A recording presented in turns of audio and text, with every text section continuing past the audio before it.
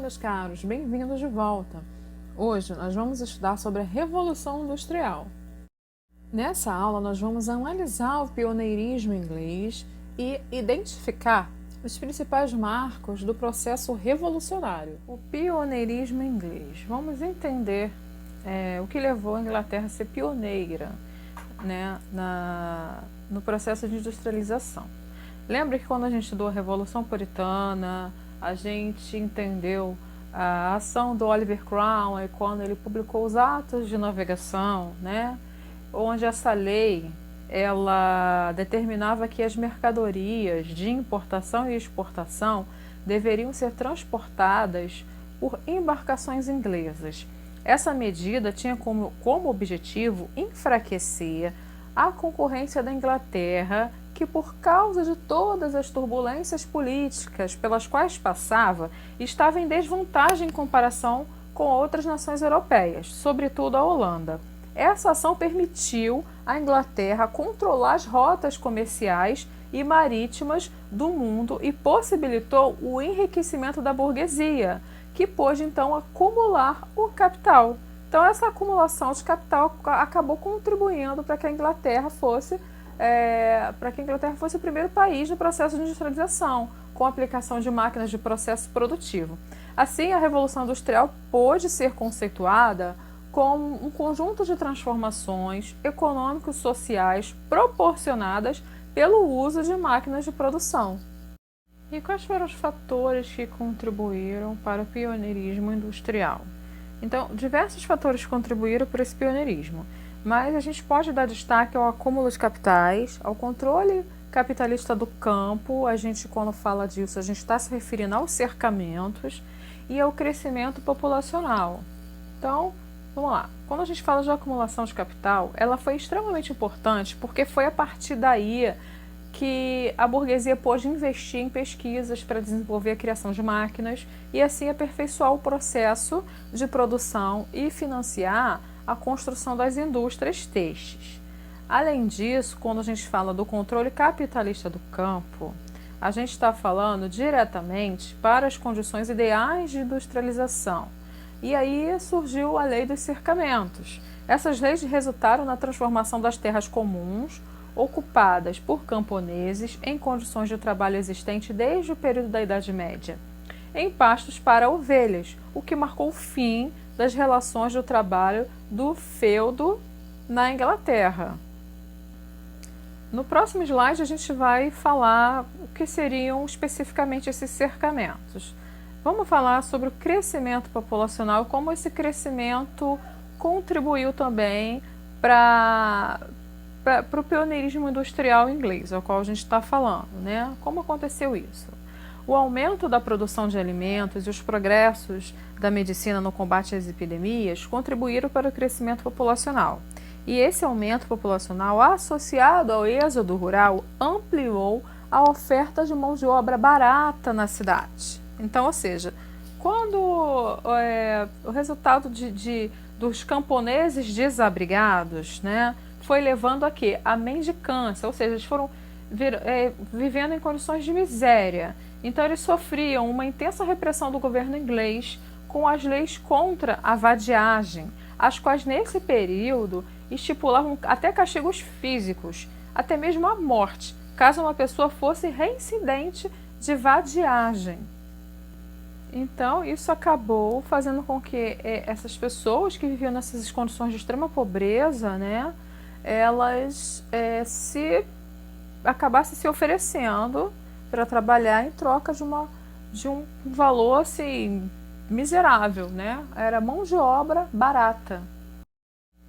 O cercamento dos campos. O que foi esse cercamento?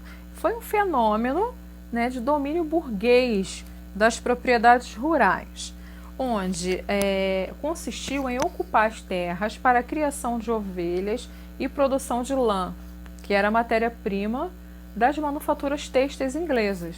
A Revolução Industrial e a transformação da produção. Gente, a produção industrial nem sempre foi do jeito que a gente conhece. Lembra quando a gente estudou pré-história, a gente viu que os homens eles elaboravam os próprios utensílios, as suas próprias armas, né, os seus objetos, as suas roupas, certo? E à medida em que a civilização aumentou, o trabalho também foi se especializando, a forma de produzir foi mudando, foi evoluindo também. Então, vamos ver como é que ocorreu, como foram essas fases. Na fase do artesanato, que ela foi até o século XV, o artesão era o dono dos meios de produção, como as ferramentas, as matérias-primas e, ao mesmo tempo, a mão de obra, certo? Ou seja, o artesão, ele cuidava daquela produção do início ao fim, era tudo dele. As ferramentas, as matérias-primas e ele mesmo produzia. E aí, quando a gente passa para a manufatura, que foi do século XV ao século XVIII, o meio de produção passou para a burguesia manufatureira. Os artesãos, eles não detinham mais a propriedade dos meios de produção. Eles passaram a ser assalariados e também desenvolveu-se a divisão do trabalho, ou seja, os trabalhadores começaram a dividir as tarefas, gerando a especialização. A partir do século XVIII, a gente começa a falar da maquinofatura, tá? Isso ocorreu no contexto da Revolução Industrial, na segunda metade do século XVIII, quando as máquinas passaram a ser utilizadas na produção. Os meios de produção concentraram-se na burguesia industrial e a mão de obra assalariada ficou conhecida como proletariado. E aí consolida-se a divisão do trabalho. Etapas da Revolução Industrial.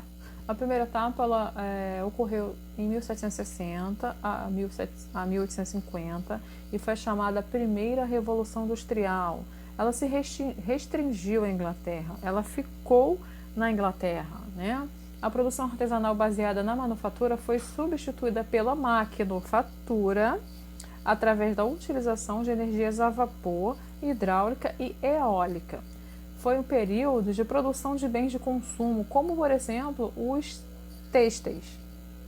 Ou seja, as principais indústrias foram as indústrias que utilizavam matérias-primas como lã e algodão. Também a gente pode falar da siderúrgica, né, que era fundamental na produção do ferro, os transportes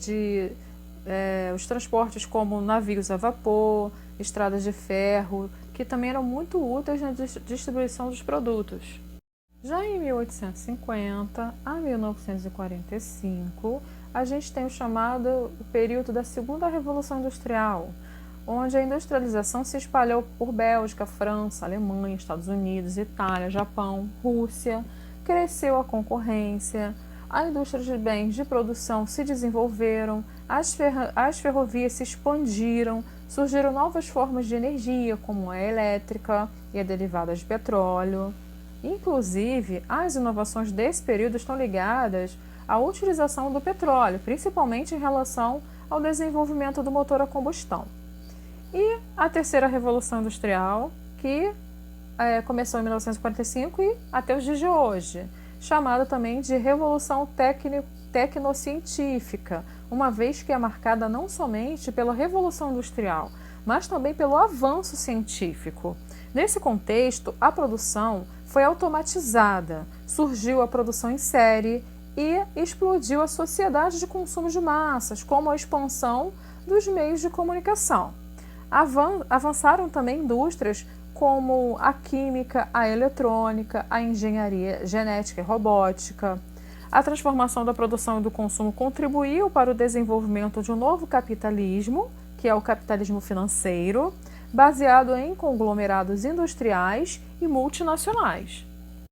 Esses conglomerados industriais a gente inclusive estudou, está estudando, está vendo isso em geografia, né? O que é um conglomerado industrial? É um grupo empresarial, é um grupo econômico, empresarial, industrial, que se refere a um conjunto de empresas que dependem de uma mesma matriz, de uma mesma empresa matriz, ou a chamada holding.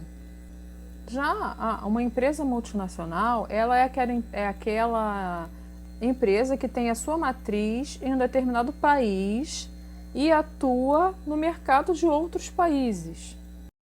Então, meus caros, por hoje é só.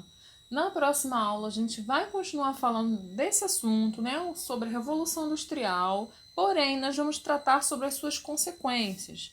Eu agradeço a atenção de vocês e aguardo vocês para a próxima aula.